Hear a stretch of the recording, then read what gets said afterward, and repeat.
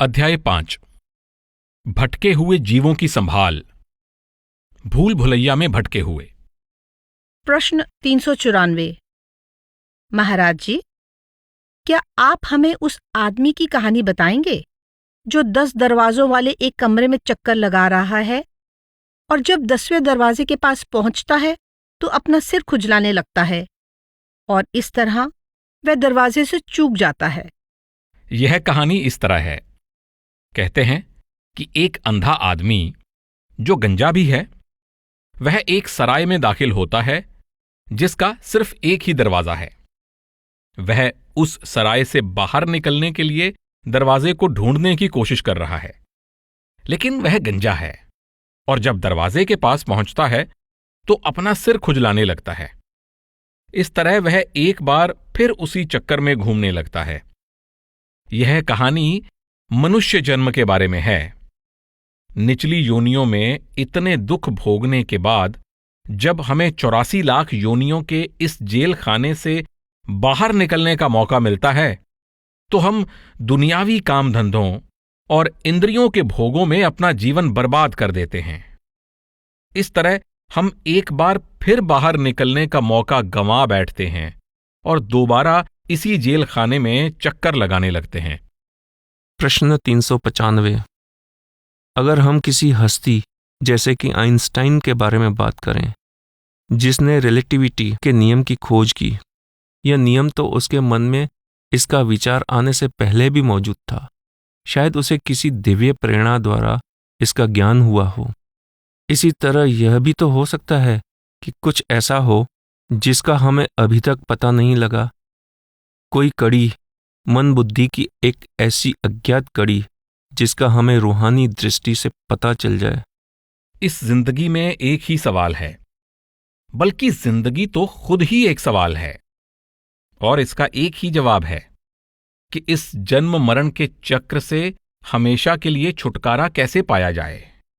सिर्फ यही एक जवाब है। हमारे लिए यह जिंदगी खुद एक सवाल है, और इसका एकमात्र जवाब यह है कि इस जिंदगी से ऊपर उठकर उस अमर जीवन की प्राप्ति कैसे हो। ना कोई और सवाल है और ना ही कोई और जवाब है। इसीलिए बुल्ले शाह ने कहा है, यह उलझन आलिम फाजिल यानी इंटेलेक्चुअल लोगों ने पैदा की है। जिंदगी में परमात्मा को याद करने के अलावा और कोई बात है ही नहीं। लेकिन इन आलिम फाजिल लोगों ने इतनी ज्यादा किताबें लिखकर हमारे लिए बहुत उलझन पैदा कर दी है। दुनिया में लिखने लायक कौन सी बात है, और बात करने के लिए भी क्या है।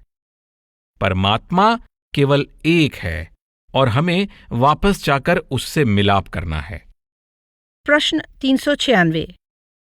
मेरी समझ में यह नहीं आता कि वापस जाकर परमात्मा से मिलाप करने के लिए सिर्फ एक ही खास रास्ता क्यों अपनाना पड़ता है।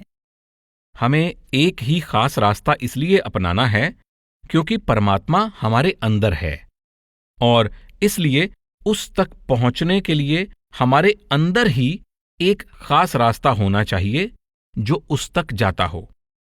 वैसे परमात्मा कण कण में समाया हुआ है, लेकिन हम उसे बाहर तब तक नहीं देख पाते जब तक हम अपने अंदर उसकी पहचान नहीं कर लेते। वह हम सबके अंदर रहता है और उसने हम सबको एक जैसा ही बनाया है। इसलिए उससे मिलने का रास्ता भी एक ही होना चाहिए। हजरत ईसा कहते हैं कि शब्द की भक्ति ही परमात्मा की भक्ति है। अगर आप परमात्मा की भक्ति करना चाहते हैं तो आपको शब्द का अभ्यास करना होगा।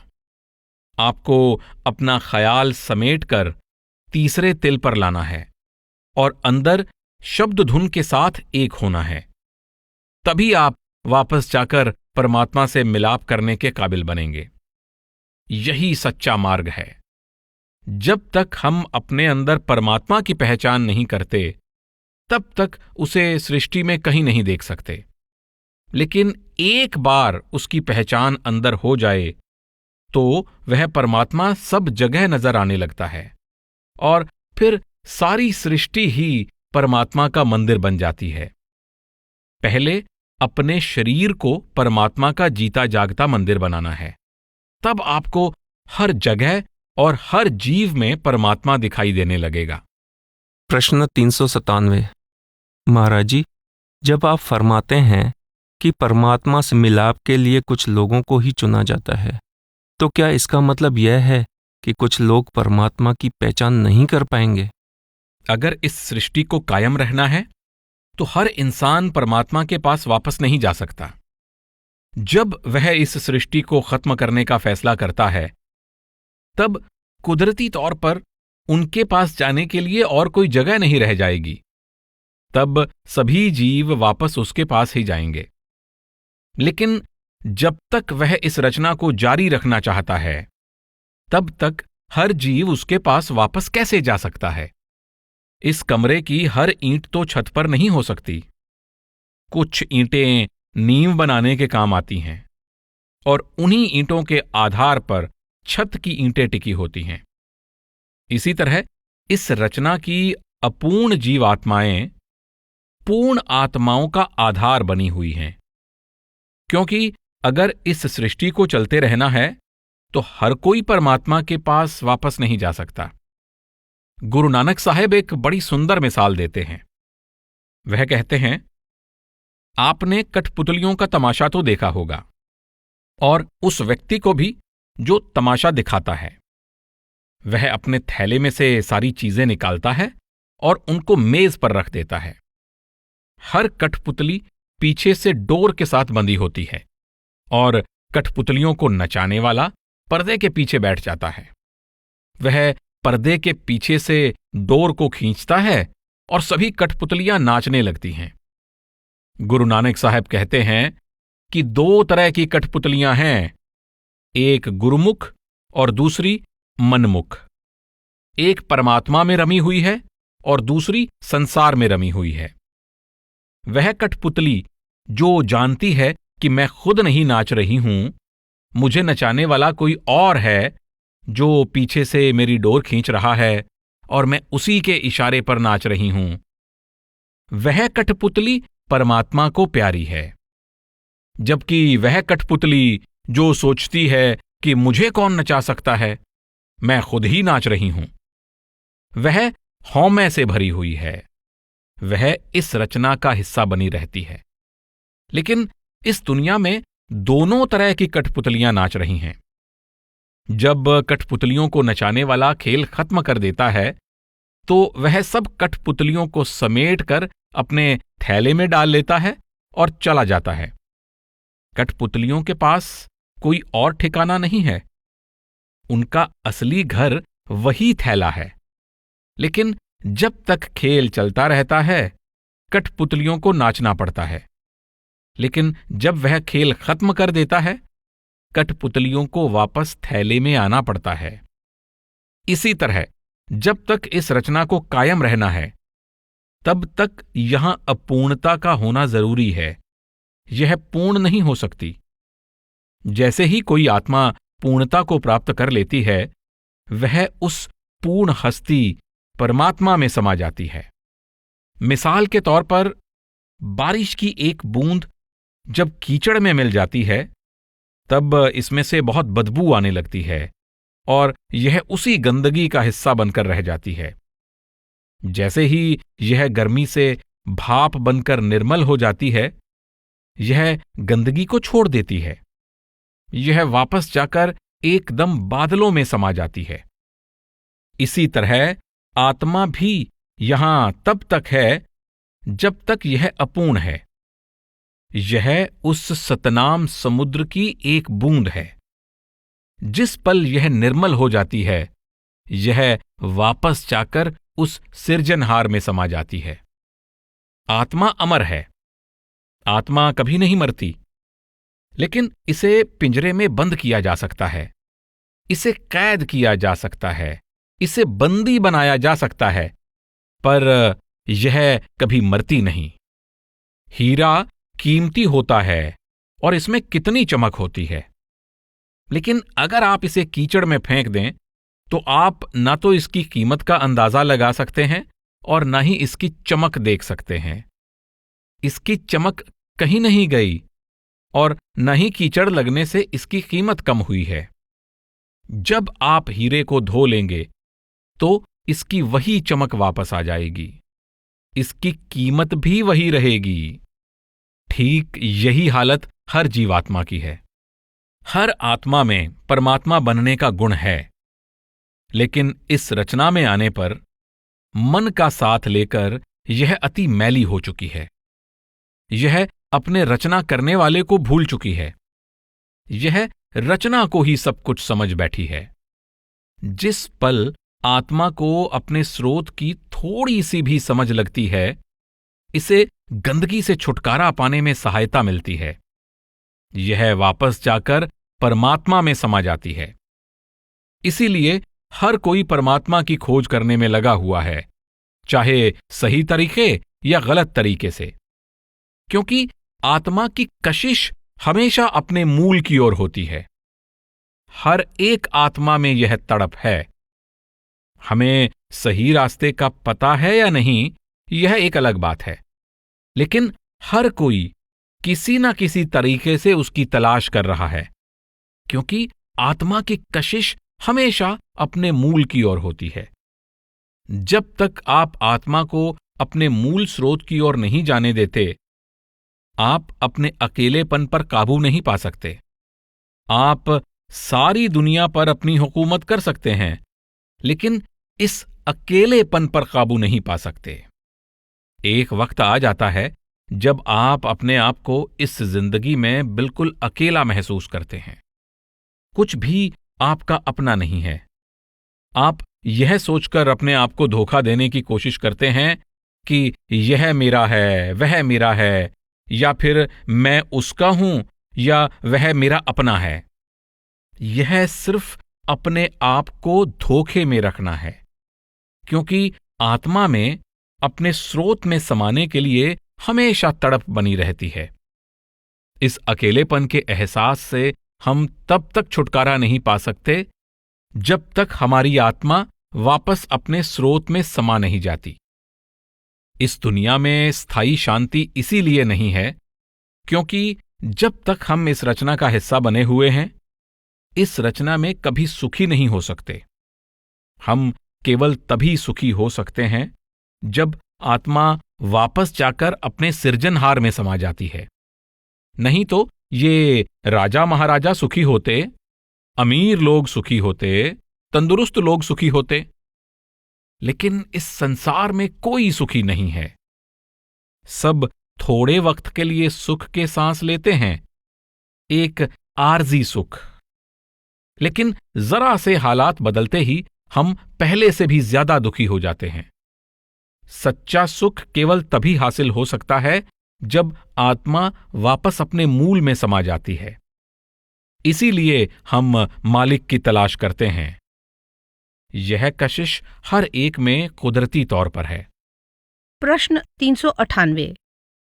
जब हम परमात्मा से बिछुड़कर इस रचना का हिस्सा बन जाते हैं तो हमें अकेलापन महसूस होने लगता है, और फिर इस अकेलेपन को दूर करने के लिए हम मोह के बंधन बना लेते हैं। तब परमात्मा के पास वापस जाने का केवल यही एक तरीका रह जाता है कि हमें इस संसार की निरर्थकता का ज्ञान हो और फिर हम परमात्मा से मिलाप की कोशिश करें। क्या हम सबकी यही कहानी है या आप इस पर कुछ और प्रकाश डालेंगे? यह एक बहुत सीधी सी बात है। एक बार जब हम परमात्मा से बिछुड़ गए तो हम इस रचना का अभिन्न अंग बन जाते हैं। तब हम यह सोचने लगते हैं कि यह सृष्टि मेरी है, और फिर हम दुनिया की शक्लों और पदार्थों को अपना बनाने या उनके बन जाने की कोशिश में लग जाते हैं। अपने अंदर अकेलापन महसूस होना कुदरती है, क्योंकि आत्मा की कशिश हमेशा अपने मूल की ओर होती है। जब तक आत्मा वापस जाकर परमात्मा में नहीं समा जाती, यह अकेलापन कभी आपका पीछा नहीं छोड़ता। इस तरह यह अकेलापन हम सबके अंदर मौजूद है, चाहे हम किसी भी जाति, संप्रदाय या धर्म के हों। लेकिन इस अकेलेपन को दूर करने के लिए कभी कभी हम सोचते हैं यह पत्नी मेरी है, ये बच्चे मेरे हैं, ये यार दोस्त मेरे हैं, यह मुल्क मेरा है। हम एक दूसरे पर अपना हक समझने लगते हैं और सोचने लगते हैं कि ये सब मेरे हैं। फिर हमारा मोह किसी और से हो जाता है और हम उसे अपना समझने लगते हैं। हम हमेशा इधर उधर अपना हक जताने की कोशिश करते हैं और अपने आप को धोखा देते हैं कि शायद मेरा वह रिश्ता ठीक नहीं था या वह प्यार ठीक नहीं था, शायद अब यह रिश्ता ठीक है, यह प्यार ठीक है। हालांकि पहले पूरी कोशिश के बावजूद भी मैं उसे अपना नहीं बना सका, लेकिन अब यह मेरा है। असल में यह सब अपने आप को धोखा देना है। दरअसल इस दुनिया में हमारा कुछ भी अपना नहीं है। दुनिया में आप चाहे कुछ भी हासिल क्यों ना कर लें, जब तक आत्मा वापस जाकर परमात्मा में समा नहीं जाती, आप इस अकेलेपन से कभी छुटकारा नहीं पा सकते। अगर यह अकेलापन ना हो, आत्मा की अपने मूल स्रोत की तरफ कशिश ना हो, तो कभी कोई परमात्मा की तलाश नहीं करेगा। अगर हमें उसकी कमी महसूस नहीं होती, अगर हमें उससे बिछुड़ने का दुख महसूस ना होता, अगर हमें दुनिया में अकेलापन महसूस ना होता, तो हम परमात्मा के बारे में कभी सोचते तक नहीं। यह कुदरती कशिश परमात्मा ने ही हमारे अंदर पैदा की है। हमें इस रचना का अंग बनाने और खुद को हमसे दूर रखने के लिए उसने अपने और हमारे बीच इसी भावना के द्वारा रिश्ता कायम किया हुआ है। उससे मिलाप करने की यह चाह, वापस जाकर उससे मिलने की यह कुदरती तड़प, उसने ही हमारे अंदर पैदा की है। यही हमें उसकी तलाश करने, उसे ढूंढने के लिए मजबूर करती है। लेकिन हम अपने आप को दुनियावी शक्लों और पदार्थों से जोड़कर इस तड़प को शांत करने की कोशिश यह सोचकर करते हैं कि दुनिया के लोगों को अपना बनाकर या उनका बनकर शायद मैं इस अकेलेपन के एहसास को दूर कर पाऊंगा। लेकिन हम निराश होकर फिर से वापस लौट आते हैं और नए सिरे से दुनियावी रिश्ते कायम करने की कोशिश में लग जाते हैं। उस अकेलेपन की भावना पर काबू पाने के लिए हम शराब पीना शुरू कर देते हैं और इंद्रियों के भोगों में खो जाते हैं। इस तरह हम गलत दिशा में चलने लगते हैं। लेकिन उसकी दया मेहर से अकेलेपन की वही भावना, उससे एक होने की चाहत, उस अकेलेपन को दूर करने के लिए हमें वापस परमात्मा की तरफ भी मोड़ सकती है। भावना तो वही है, वह तड़प हम सबके अंदर एक जैसी है। उसकी दया मेहर से इस तड़प का रुख उसकी भक्ति की तरफ मोड़ा जा सकता है। उसकी दया मेहर के बिना यही भावना हमें विकारों की ओर ले जा सकती है, इंद्रियों के भोगों में लगा सकती है और आप फिर से इस रचना में भटक सकते हैं। लेकिन परमात्मा ने यह तड़प हम सब के अंदर रखी हुई है। यह आत्मा की अपने स्रोत की तरफ कुदरती कशिश है जो हमें उसकी तलाश, उसे ढूंढने के लिए मजबूर करती है।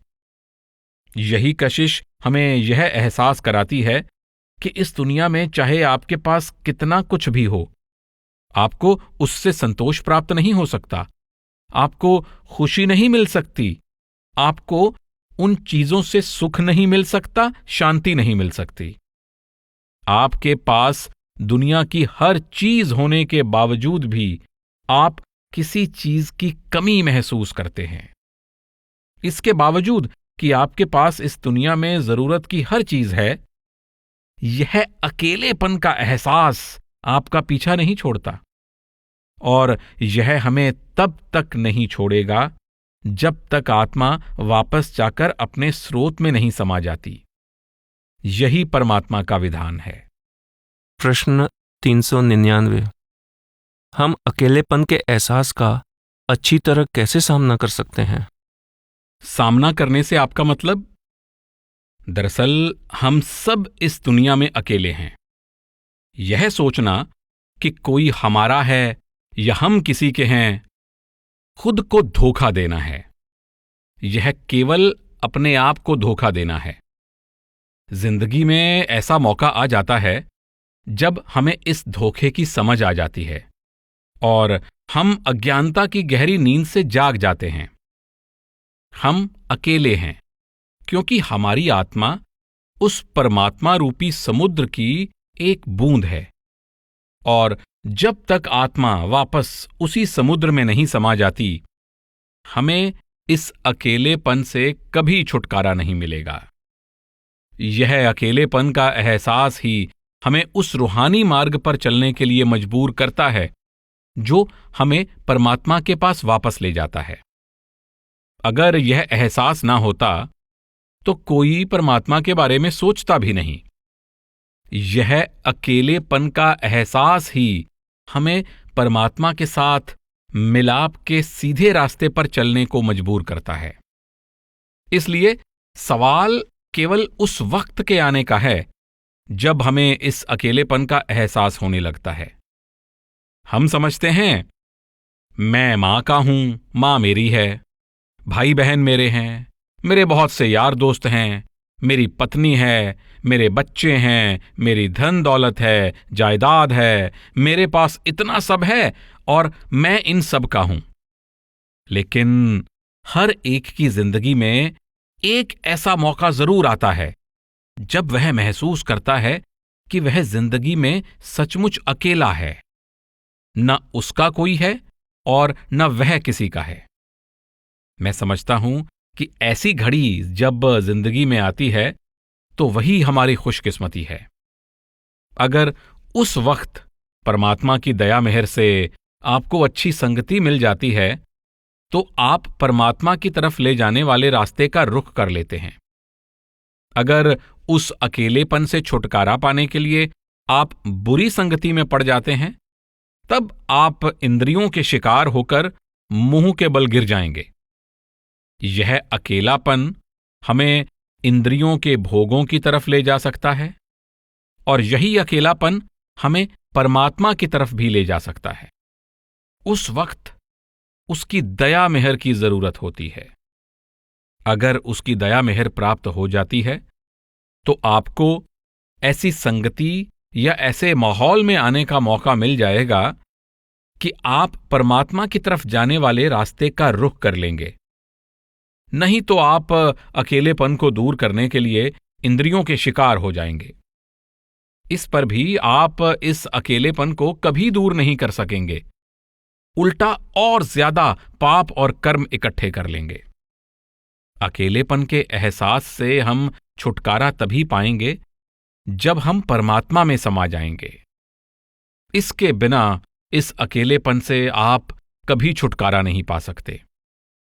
मैं तो यही कहूंगा कि यह भावना छिपे हुए रूप में एक वरदान है। जितनी जल्दी किसी को इस सच का पता लग जाए कि वह अकेला है, उसके लिए उतना ही अच्छा है। ऐसा होने पर हम उसका बनने की कोशिश करेंगे जो हमारा है और जिसके हम बन सकते हैं। और वह कोई और नहीं, हमारा पिता, हमारा परमात्मा है। वह हमारा है और हम केवल उसी को अपना बना सकते हैं। उसके अलावा और कुछ भी हमारा नहीं है और हम किसी को भी अपना नहीं बना सकते। यह सिर्फ अपने आप को धोखा देना है। मैं तो यही कहूंगा कि जितनी जल्दी कोई इससे ऊपर उठकर इस सच को जान ले, वह उतना ही ज्यादा खुशकिस्मत है। प्रश्न 400। महाराज जी, इस वक्त मुझे एक खुशनुमा जिंदगी जीने में बहुत मुश्किल आ रही है। मैं भारी दुख में से गुजर रही हूँ।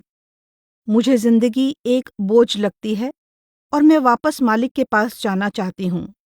मेरा दुख कैसे कम हो सकता है? परमात्मा के पास कौन वापस नहीं जाना चाहता?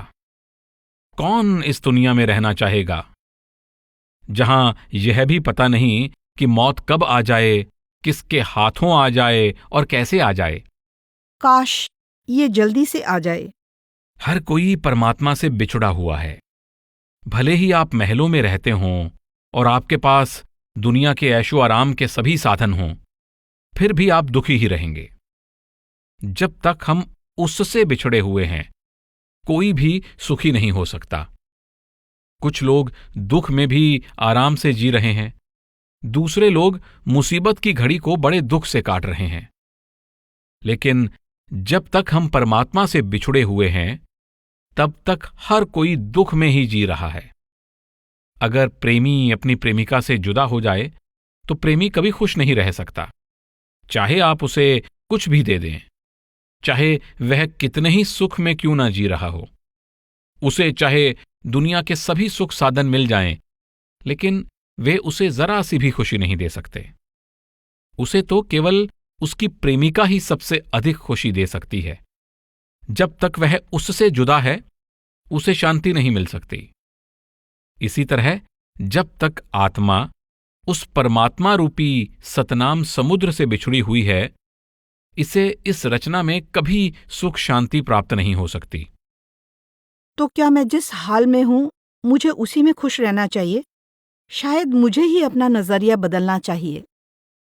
परमात्मा ने हमें जो मौका दिया है, उसका पूरा पूरा फायदा उठाना चाहिए। मैं अक्सर एक बच्चे की मिसाल दिया करता हूं, जो अपने पिता की उंगली पकड़कर मेले में जाता है। मेले की हर चीज बच्चे को खुशी देती है।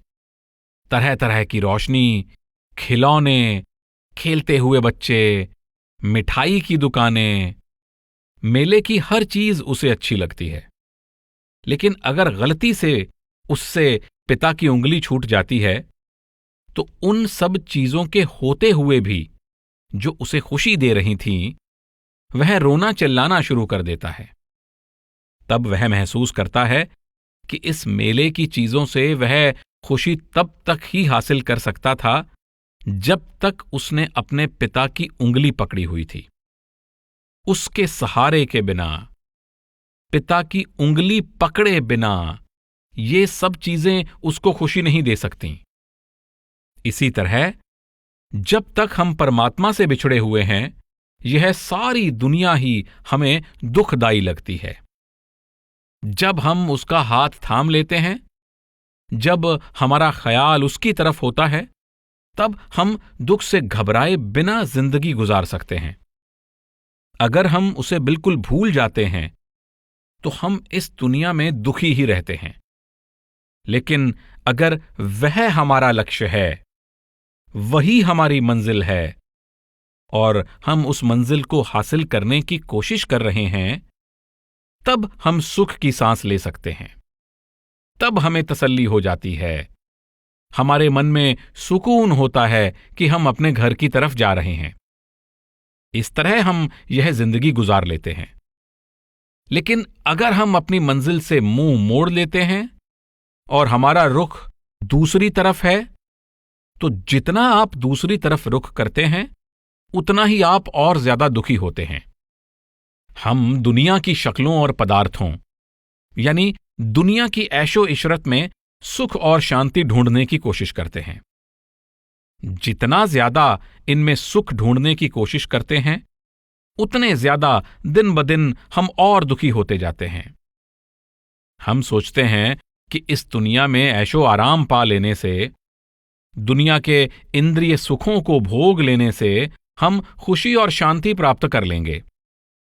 लेकिन जितना ज्यादा इनमें सुख ढूंढने की कोशिश करते हैं, हम दिन ब दिन उतने ही और दुखी होते जाते हैं। सभ्यता की इतनी तरक्की के बावजूद, रहन सहन के ऊंचे स्तर के बावजूद, मैं समझता हूं कि अब पहले से कहीं ज्यादा मौतें हो रही हैं और ज्यादा लोग आत्महत्या कर रहे हैं। आज ज्यादा घर उजड़ रहे हैं और ज्यादा नौजवान अपने माता पिता के खिलाफ हो रहे हैं। आज न घरों में शांति रही है, न परिवार में शांति है, न देश में शांति है। पड़ोसी देश, पड़ोसी कबीले आपस में लड़ रहे हैं। एक पड़ोसी दूसरे पड़ोसी से लड़ रहा है। यह इसलिए हो रहा है क्योंकि हम खुद गर्ज हो गए हैं। हम सोचते हैं कि हमें किसी की जरूरत नहीं है, इसलिए हम हमेशा अपना ही फायदा सोचते हैं और दिन ब दिन और ज्यादा दुखी होते जा रहे हैं। शांति केवल हमारे अपने अंदर है।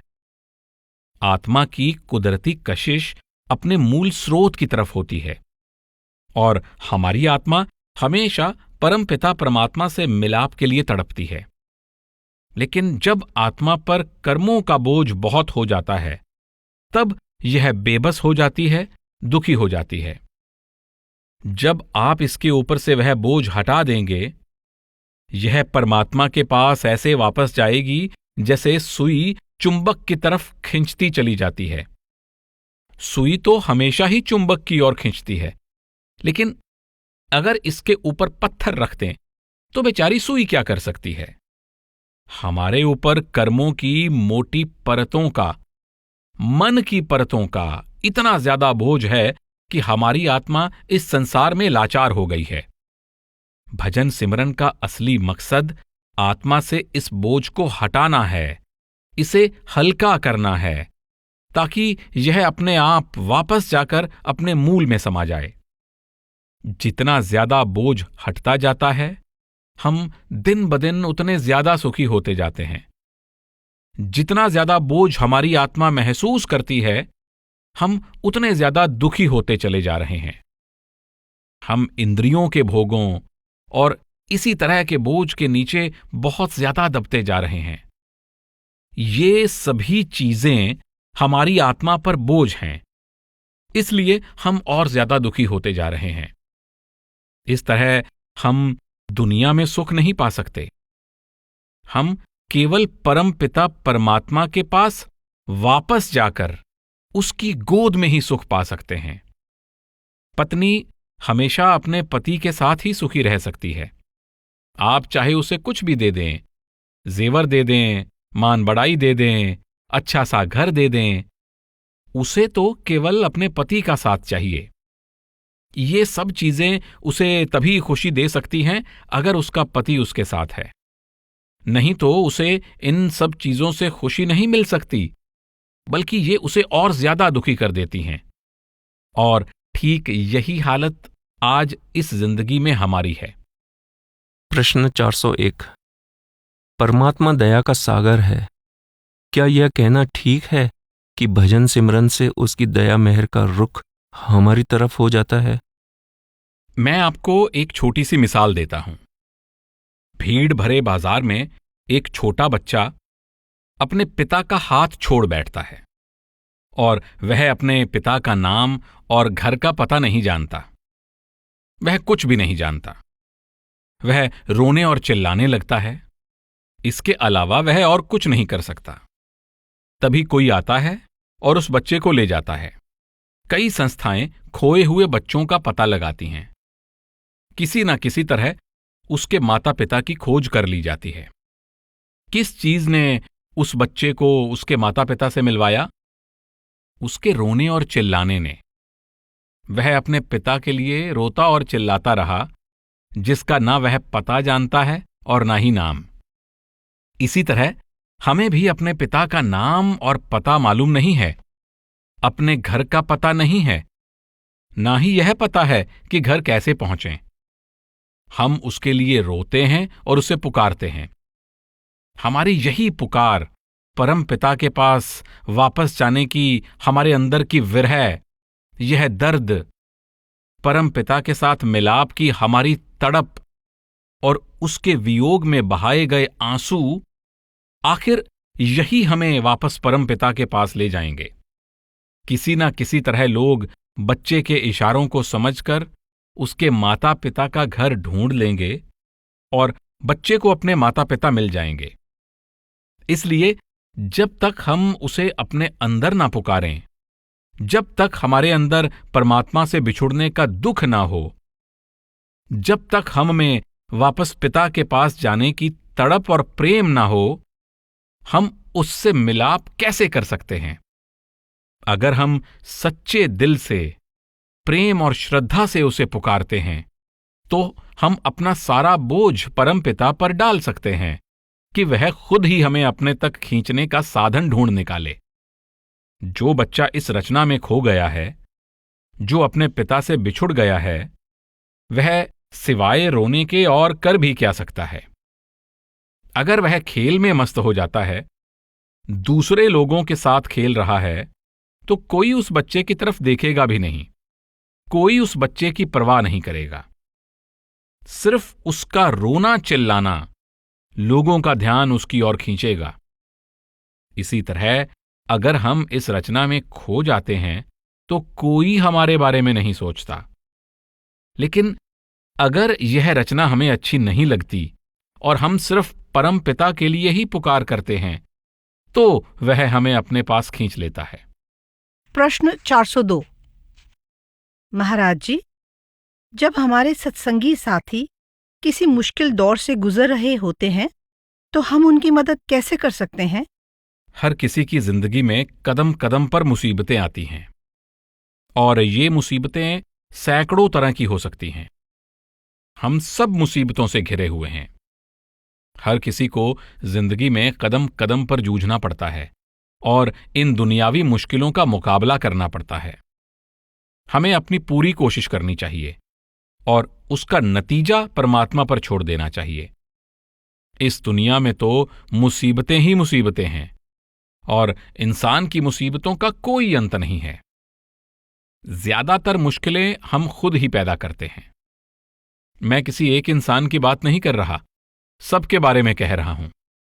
हमने खुद ही इन मुसीबतों को खड़ा किया है। परमात्मा ने हमें अपने गुजारे लायक अन्न उपजाने के लिए काफी जमीन, जिंदा रहने के लिए काफी पदार्थ और रहने के लिए काफी जगह दी है। लेकिन हमें इन चीजों को आपस में ठीक से बांटना नहीं आता। इसलिए हमने अपने लिए मुसीबतें खड़ी कर ली हैं। हमने अपनी जिंदगी की जरूरतों को इतना ज्यादा बढ़ा लिया है कि हम उनको पूरा नहीं कर सकते। इसलिए हमारे सामने एक के बाद एक दूसरी मुसीबत आती ही रहती है। हमारी जरूरत कितनी है? कोई कितना खा सकता है?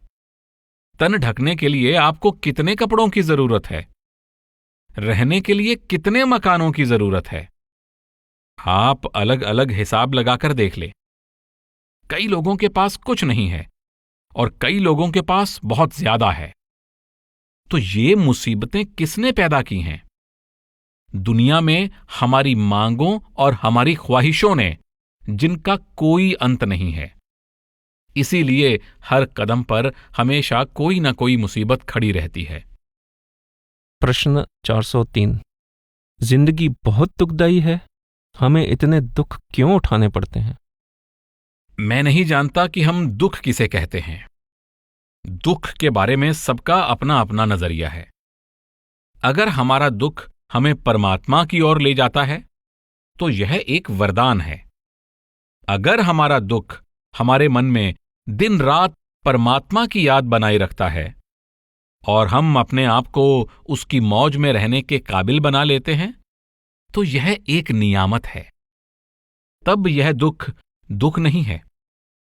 यह आपके नजरिए पर निर्भर करता है। राजा महाराजा भी समझते हैं कि वे दुखी हैं। उनकी पूरे मुल्क पर हुकूमत होती है, फिर भी उन्हें लगता है कि वे दुखी हैं। एक भिखारी को किसी दिन अगर पेट भरने के लिए एक कटोरा चावल या थोड़ा सा खाना मिल जाए, तो वह उस दिन यह नहीं सोचता कि वह दुखी है।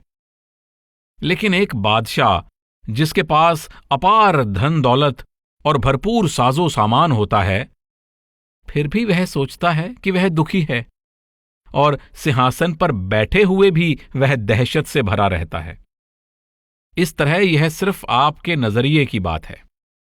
वैसे तो हम सब इस दुनिया में दुखी हैं, अपने पिता से बिछुड़कर दुख उठा रहे हैं। उस परम पिता से जुदा होकर कोई भी दुनिया में सुखी नहीं रह सकता। कुछ लोग दुख में भी आराम से जी रहे हैं, जबकि कुछ बेवजह ही दुखी हैं। लेकिन परमात्मा से बिछुड़कर हम सभी दुखी हैं। जब तक आत्मा अपना रुख परमात्मा की तरफ नहीं करती, हमारे अंदर शांति कभी नहीं आ सकती। जब तक आत्मा परमात्मा में समाकर एक नहीं हो जाती, हम कभी सुखी नहीं हो सकते। चाहे परमात्मा पूरी दुनिया हमारे कदमों में रख दे, तब भी हम कभी सुखी नहीं हो सकते। प्रश्न 404। जिंदगी में दुख क्या होता है? क्या आप इसकी कोई मिसाल दे सकते हैं? जरा दुनिया में नजर घुमा के देखें। चारों तरफ दुख ही दुख, मुसीबतें ही मुसीबतें हैं। अस्पतालों में जाकर मरीजों का दुख देखें। जरा अपने अंदर झांक कर देखें कि हम किस तरह दिन रात दुख सह रहे हैं, कितनी मुसीबतें झेल रहे हैं। अगर हमें अपनी ख्वाहिश के मुताबिक कोई चीज हासिल नहीं होती तो हम निराश हो जाते हैं, दुखी होकर रोना चिल्लाना शुरू कर देते हैं। यह सब दुख ही तो है। इससे बड़ा दुख और क्या हो सकता है कि हमारी आत्मा अपने मूल से, परमात्मा से बिछुड़ी हुई है। मैं मानता हूं कि दुख तो है, लेकिन क्या यह दुख मुझे रूहानियत के ऊंचे मंडलों की तरफ ले जाने के लिए काफी नहीं है? इसमें दो बातें हैं। पहली तो यह कि हम इस दुनिया से छुटकारा हासिल करना चाहते हैं क्योंकि हम यहां दुखी हैं, और दूसरी यह कि हम परमपिता के पास वापस जाना चाहते हैं क्योंकि हमें उससे सच्चा प्यार है। एक तो यह नजरिया है कि हम उसकी जुदाई महसूस करते हैं और हमारे अंदर उसके लिए इतनी भक्ति, इतना प्रेम है कि हम उसके बिना जिंदा नहीं रह सकते। दूसरा नजरिया यह है कि हम दुनिया में बहुत दुखी हैं और इन दुखों को सहन नहीं कर सकते, इसलिए परमात्मा के पास वापस जाना चाहते हैं। नजरिया कोई भी हो, जब हम उस परम पिता परमात्मा के पास वापस जाने की कोशिश कर रहे हैं तो दोनों ही ठीक हैं। लेकिन रूहानियत का आधार प्रेम है, डर नहीं। हमें इसलिए दुनिया से नहीं भागना चाहिए कि हम दुखी हैं। हमें तो इसलिए परमात्मा की तलाश करनी चाहिए कि हमारे अंदर उसका सच्चा इश्क है, सच्चा प्यार है, सच्ची भक्ति है, और हम उससे दूर नहीं रह सकते। प्रेम और भक्ति तो ऐसी होनी चाहिए जो हमें परमात्मा की तरफ खींचे। अगर हमारे अंदर ऐसा प्रेम और ऐसी भक्ति की भावना नहीं है और ऐसा नजरिया नहीं है, तो दूसरा नजरिया भी बुरा नहीं है। दुनिया में इतना दुख दर्द है कि हमें इससे छुटकारा पाकर परमात्मा के पास वापस जाना ही चाहिए। नजरिया चाहे कोई भी हो, आखिर नतीजा वही होगा। प्रश्न 405। प्यार के बिना इस दुनिया में रहना क्या एक तरह से नर्क में रहना नहीं होगा? दुनिया का प्यार किसे कहते हैं? यह प्यार अपने आप में एक नरक है, क्योंकि ऐसा प्यार हमें इस रचना से बांध कर रखता है, इस नरक के साथ बांध कर रखता है। इसे हम प्यार कहते हैं। यह वासना के अलावा और कुछ नहीं है, अपने आप को सही ठहराने की कोशिश है। हम अपनी कमजोरियों को छिपाने के लिए बहुत सुंदर बहाने इस्तेमाल करते हैं। असल बात यही है। प्यार सिर्फ एक है, और वह प्यार परमपिता परमात्मा का प्यार है। इस प्यार के अलावा और कोई प्यार नहीं होता। यह प्रेम अनादि है, अमर अविनाशी है। जो दूसरी किस्म का प्यार होता है वह आज तो है, पर कल आप अदालतों में खड़े होकर एक दूसरे के खिलाफ इल्जाम लगा रहे होते हैं। यह कैसा प्यार है? प्यार केवल एक ही है। आत्मा उस परमात्मा के सिवाय किसी और से प्यार नहीं कर सकती। बाकी सब तरह के प्यार केवल अपने आप को धोखा देना है।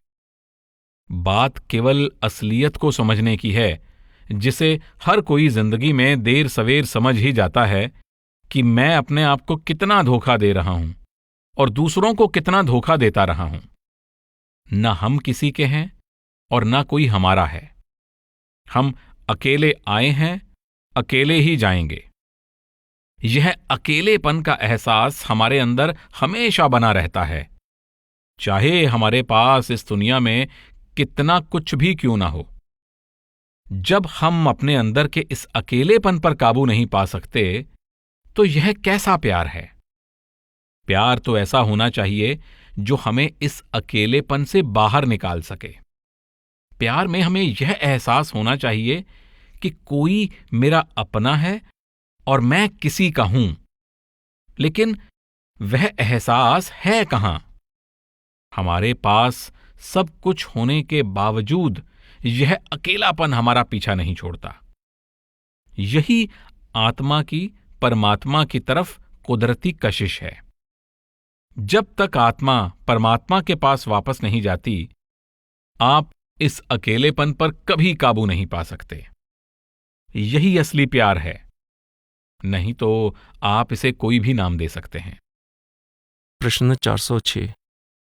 आपने मेरे दोस्त से कहा था कि वह चिंता ना करे कि हम सब इस दुनिया में बिल्कुल अकेले हैं।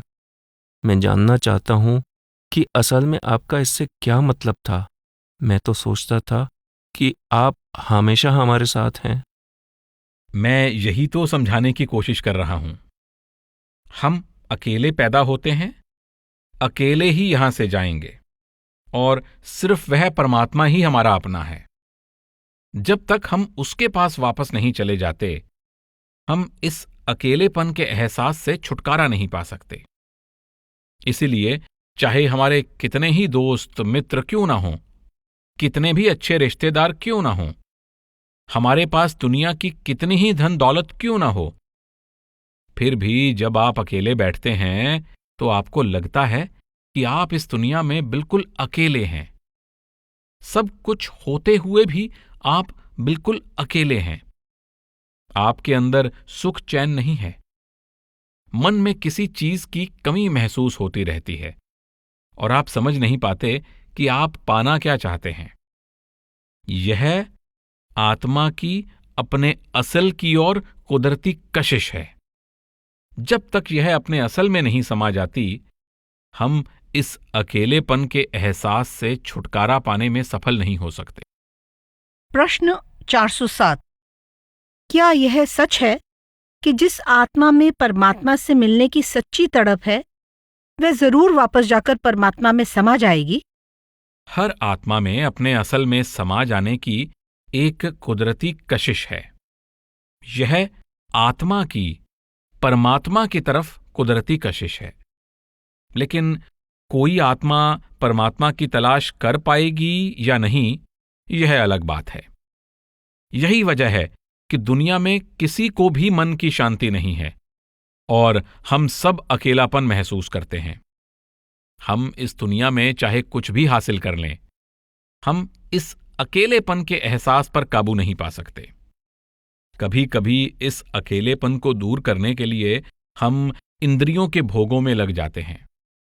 हम सोचते हैं कि शायद इंद्रियों के भोगों से हमें अकेलेपन से छुटकारा मिल जाएगा। पर कुछ दूसरे लोग यह समझ जाते हैं कि इंद्रियों के भोगों से कुछ नहीं मिलने वाला, और वे उस मालिक की दया मेहर से अपने आप को उसकी भक्ति में लगा देते हैं। लेकिन जब तक आपको किसी चीज की कमी महसूस नहीं होती, आप उसे पाने की कोशिश नहीं करते। वह क्या चीज है जिसमें तड़प पैदा होती है? क्या सचमुच कोई ऐसी चीज है जो वापस जाने के लिए तड़पती है? वह आत्मा है। आत्मा जागृत होने की कोशिश करती है।